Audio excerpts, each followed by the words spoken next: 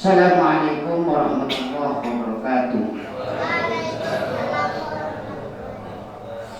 Sebelum memulai khutbah ini, saya sedikit menginfokan ini musholanya sudah bagus.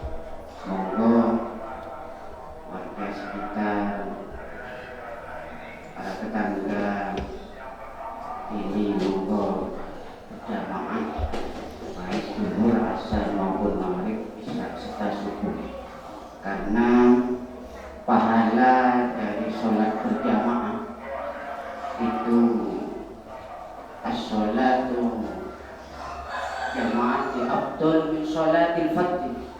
Jadi orang yang sholat jamaah itu pahalanya 27. Jadi kalau sholat sendirian itu pahalanya 1. Itu kalau diterima. Jadi monggo, karena itu sholatnya sudah baik, sudah bagus, jamaah. Dan juga yang kedua, bagi yang korban, ini mudah-mudahan oleh Allah diberikan kelancaran rezeki, umur yang panjang dan barokah, keturunan yang saleh dan salehah, dan juga mudah-mudahan apabila kelak menghadap kepada Allah, mudah-mudahan diberikan husnul khatimah. Allahu Akbar, Allahu Akbar, Allahu Akbar, Allahu Akbar, Allahu Akbar, Allahu Akbar, Allahu Akbar, Allahu Akbar, Allahu Akbar kabiran walhamdulillahi katsiran wa subhanallahi bukratan wa asila. La ilaha illallah wallahu akbar, Allahu akbar walillahi الحمد إن الحمد لله نحمده ونستعينه ونستغفره ونعوذ بالله من شرور أنفسنا ومن سيئات أعمالنا من يهده الله فلا مضل له ومن يضلله فلا هادي له أشهد أن لا إله إلا الله وحده لا شريك له وأشهد أن محمدا عبده ورسوله اللهم صل على سيدنا محمد وعلى آل سيدنا محمد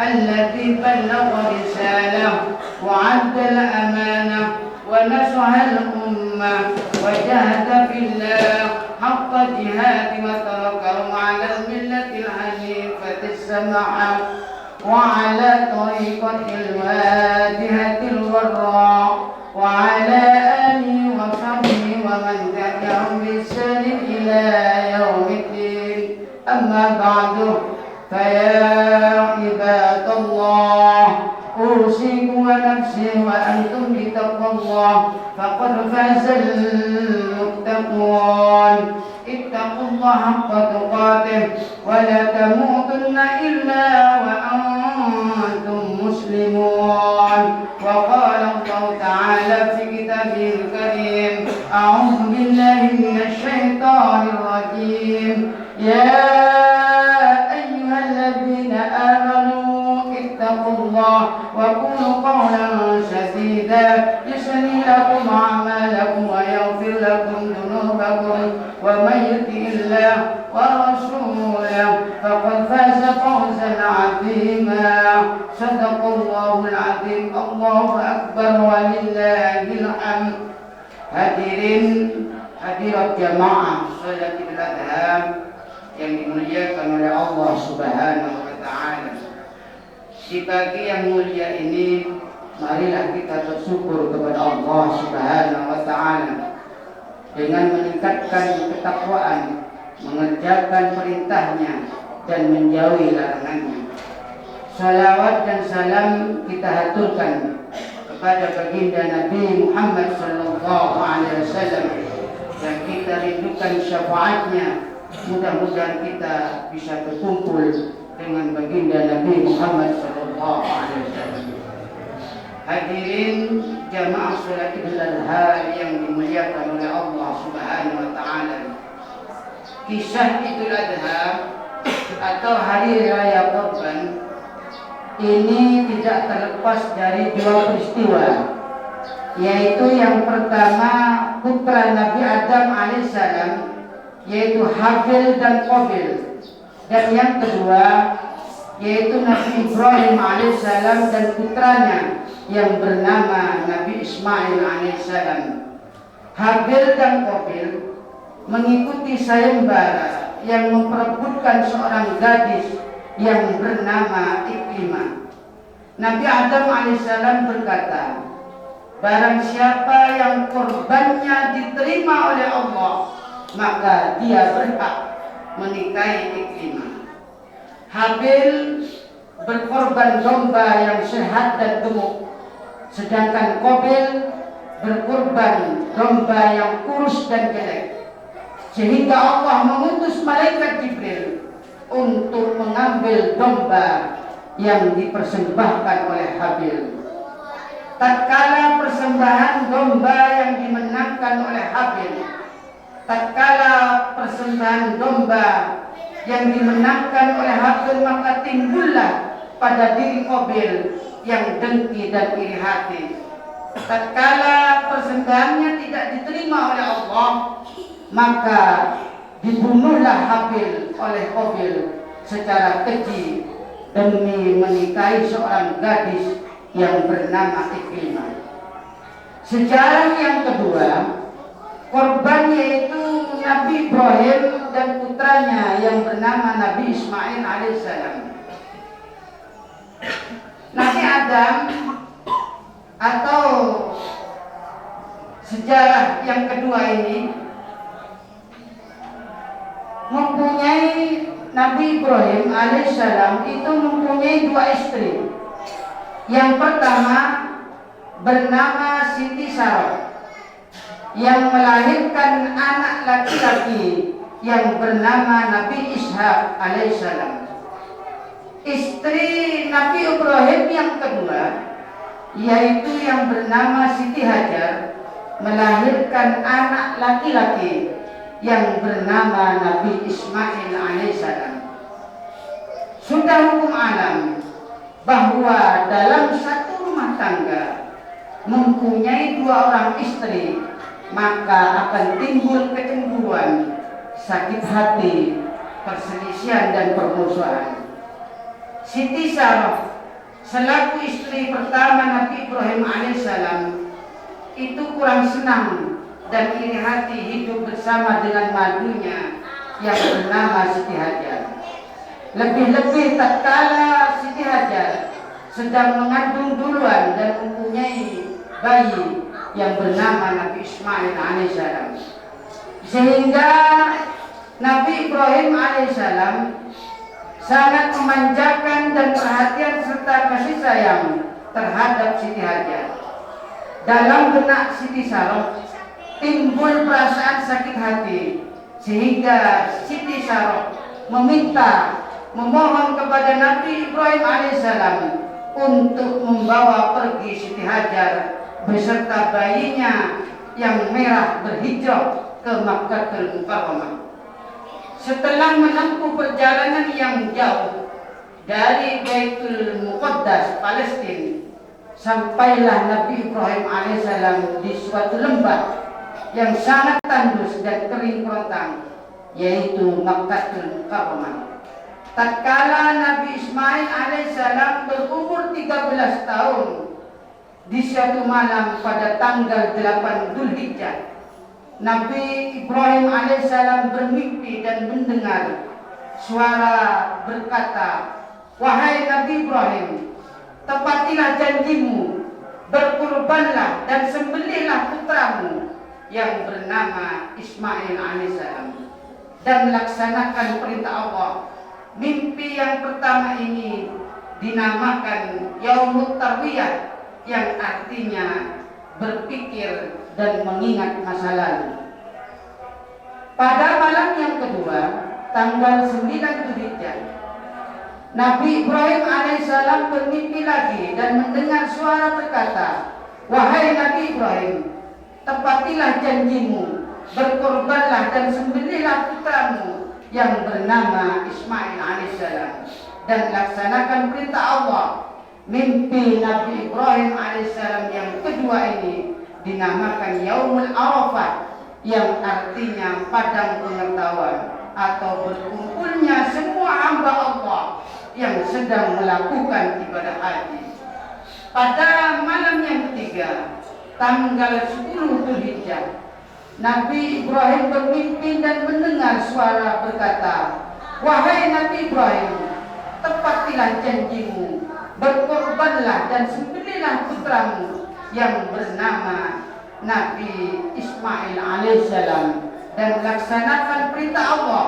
Mimpi Nabi Ibrahim yang ketiga ini dinamakan Yaumun Nahr, yang artinya menumpahkan darah binatang kurban. Setelah Nabi Ibrahim bangun dari tempat tidurnya, dia berpikir dan berangan-angan harus melaksanakan perintah Allah untuk membawa Nabi Ismail alaihissalam ke sebuah bukit yang bernama Mina.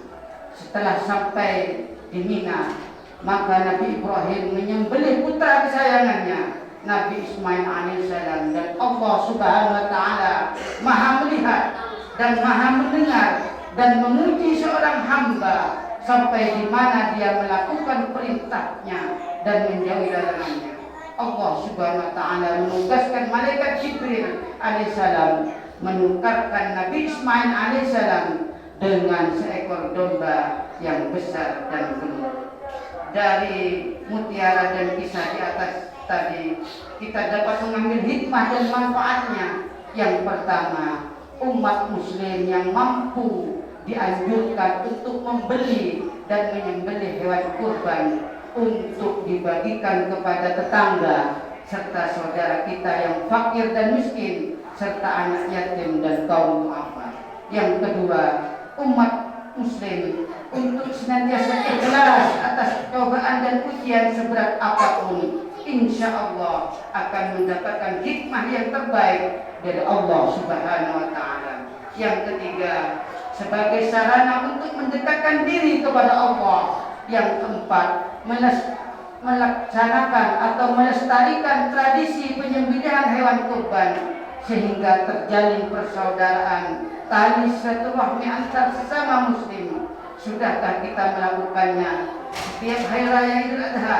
Sedangkan Nabi Ibrahim alaihissalam dan Nabi Muhammad sallallahu alaihi wasallam dalam sebuah kisah, beliau pernah berkurban 1000 ekor kambing, 300 ekor sapi, dan 100 ekor unta. Yang kelima, semua harta benda yang kita miliki, baik di bumi maupun di dunia ini, semuanya milik Allah Subhanahu wa Ta'ala, dan kita akan mempertanggungjawabkan dan kembali kepada Allah.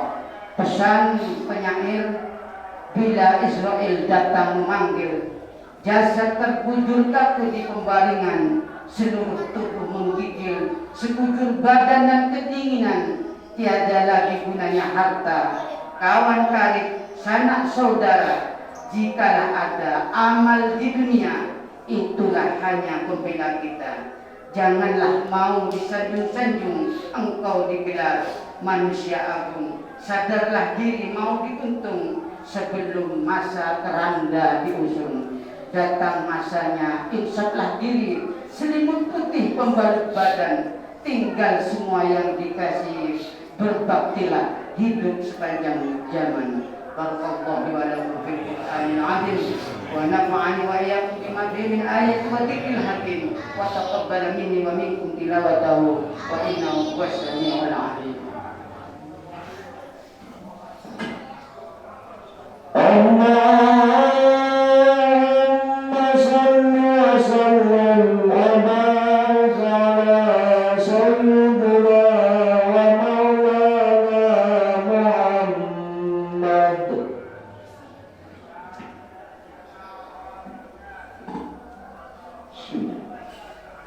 Allahu Akbar, Allahu Akbar, Allahu Akbar, Allahu Akbar, Allahu Akbar, Allahu Akbar, Allahu Akbar. Kabira walhamdulillahi katsira, walhamdulillahi katsira, wa subhanallahi bukratan wa asila. La ilaha illallah wallahu akbar, Allahu akbar walillahil hamd. Alhamdulillahi ala ihsani wa syukrullah ala taufiq wa minani wa asyhadu an la ilaha illallah wahdahu la syarika lah wa asyhadu anna sayyidana Muhammadan abduhu wa rasuluhu da'i ila ridwanih. Allahumma shalli ala sayyidina Muhammad wa ala alihi wa sahbihi wa sallim tasliman katsira.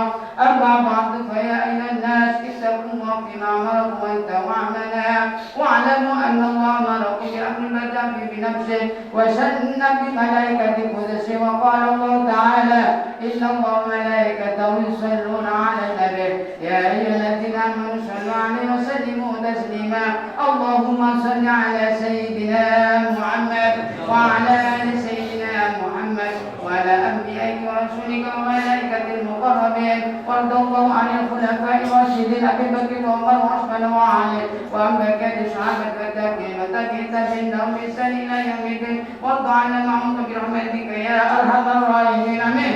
Allahumma ighfir lil muslimin wal muslimat wal mu'minin wal mu'minat ya ahya'in wal amwat. Allahumma anzil islam wal muslimin wa 'adil asyirka wal musyrikin wa ansur ibadaka man nasrati. Allahumma adfa'na al-bala wal wabaa wal salasil wal yan wa su'al fitnah wal yan wa da'wil hawa ma bata wa amalatina Indonesia khassa wa zayyid al-muslimin 'anna ya rabbal alamin. Rabbana zalamna anfusana wa illam taghfir lana lanakunanna minal khasirin. Rabbana atina fid dunya hasanah wa qina adzabannar. Subhana rabbika rabbil izzati amma yasifun wa salamun 'alal mursalin walhamdulillahi rabbil alamin. Ibadah عباد الله إن الله يأمر بالعدل والإحسان وإيتاء ذي القربى وينهى عن الفحشاء والمنكر والبغي يعظكم لعلكم تذكرون واذكروا الله العظيم يذكركم واشكروا على نعمه يزدكم ولذكر الله أكبر الله أكبر الله أكبر الله أكبر لا إله إلا الله والله أكبر ولله الحمد. السلام عليكم ورحمة الله وبركاته.